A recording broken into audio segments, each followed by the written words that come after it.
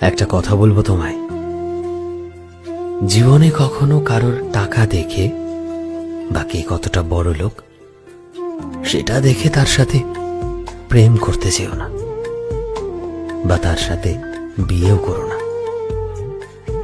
আমি মানছি যে আজকাল সংসার সুখের করতে টাকার প্রয়োজন, অনেক অনেক টাকা। টাকা ছাড়া কিছুই চলে না।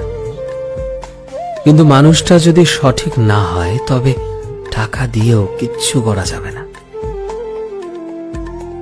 একটা মানুষের মধ্যে যদি যোগ্যতা থাকে যে সে যে কোনো পরিস্থিতিতে নিজেকে ঠিক দাঁড় করিয়ে নেবে, সেই নিজেকে প্রতিষ্ঠিত করার পুরো চেষ্টা করবে তোমায় ভালো রাখার জন্য, শুধু তোমাকে নয়, নিজের পরিবারকেও ভালো রাখার জন্য।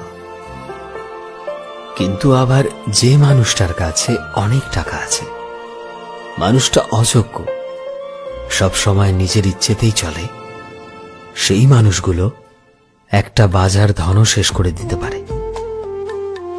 যদি কোনো একটা মানুষ নিজের জীবনে কোনো কিছুরই চিন্তা নিজে থেকে করে না, তবে সেই মানুষটা তার যতই সম্পত্তি থাক না কেন সেটা একদিন ঠিক নষ্ট করে তোমায় মাটিতে নিয়ে আসবে। রাজপ্রাসাদ থেকে তাই প্রতিটা মানুষকে আর প্রতিটা মেয়ের বাবা মাকে বলছি যে কোনোদিন কোনো ছেলের সাথে টাকা কিংবা সম্পত্তি দেখে মেয়ের বিয়ে দেবেন না। টাকা আছে মানে এটাই নয় যে সে মানুষটা অনেক ভালো। আগে খোঁজ নিন মানুষটা এটার যোগ্য কিনা। একটা কথা মনে রাখবেন, যে যোগ্য সে একদিন ঠিক সফল হয়, শুধু সঠিক সময়ের অপেক্ষা।